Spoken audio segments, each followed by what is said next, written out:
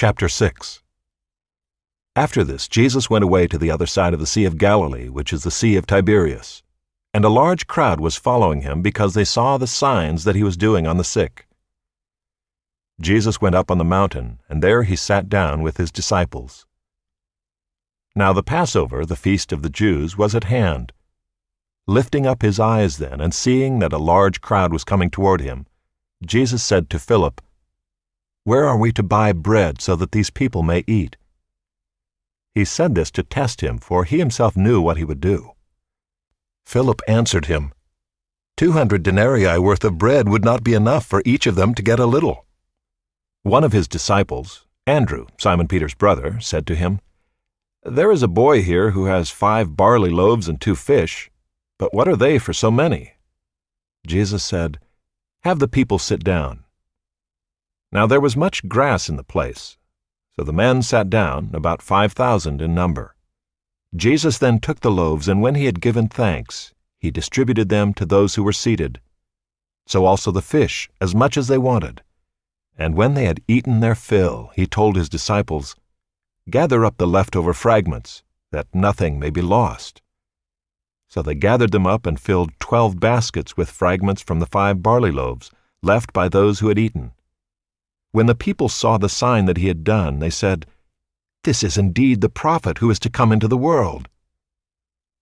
Perceiving then that they were about to come and take him by force, to make him king, Jesus withdrew again to the mountain by himself. When evening came, his disciples went down to the sea, got into a boat, and started across the sea to Capernaum. It was now dark, and Jesus had not yet come to them. The sea became rough because a strong wind was blowing. When they had rowed about 3 or 4 miles, they saw Jesus walking on the sea and coming near the boat, and they were frightened. But he said to them, "It is I, do not be afraid." Then they were glad to take him into the boat, and immediately the boat was at the land to which they were going.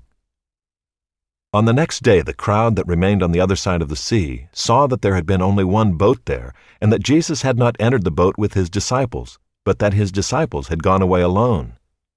Other boats from Tiberias came near the place where they had eaten the bread after the Lord had given thanks. So when the crowd saw that Jesus was not there, nor his disciples, they themselves got into the boats and went to Capernaum, seeking Jesus. When they found him on the other side of the sea, they said to him, "Rabbi, when did you come here?" Jesus answered them, "Truly, truly, I say to you, you are seeking me not because you saw signs, but because you ate your fill of the loaves.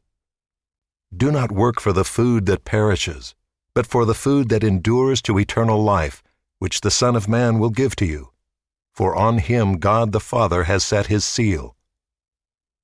Then they said to him, "What must we do to be doing the works of God?" Jesus answered them, "This is the work of God, that you believe in him whom he has sent." So they said to him, "Then what sign do you do that we may see and believe you? What work do you perform? Our fathers ate the manna in the wilderness. As it is written, he gave them bread from heaven to eat." Jesus then said to them, "Truly, truly, I say to you, it was not Moses who gave you the bread from heaven, but my Father gives you the true bread from heaven. For the bread of God is he who comes down from heaven and gives life to the world." They said to him, "Sir, give us this bread always." Jesus said to them, "I am the bread of life. Whoever comes to me shall not hunger, and whoever believes in me shall never thirst. But I said to you that you have seen me, and yet do not believe. All that the Father gives me will come to me, and whoever comes to me I will never cast out. For I have come down from heaven, not to do my own will, but the will of him who sent me. And this is the will of him who sent me, that I should lose nothing of all that he has given me, but raise it up on the last day. For this is the will of my Father, that everyone who looks on the Son and believes in him should have eternal life, and I will raise him up on the last day." So the Jews grumbled about him because he said, "I am the bread that came down from heaven." They said, "Is not this Jesus, the son of Joseph, whose father and mother we know? How does he now say, 'I have come down from heaven'?" Jesus answered them, "Do not grumble among yourselves. No one can come to me unless the Father who sent me draws him, and I will raise him up on the last day. It is written in the prophets, and they will all be taught by God. Everyone who has heard and learned from the Father comes to me. Not that anyone has seen the Father, except he who is from God. He has seen the Father. Truly, truly, I say to you, whoever believes has eternal life. I am the bread of life. Your fathers ate the manna in the wilderness, and they died. This is the bread that comes down from heaven, so that one may eat of it and not die. I am the living bread that came down from heaven.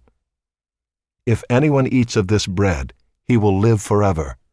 And the bread that I will give for the life of the world is my flesh."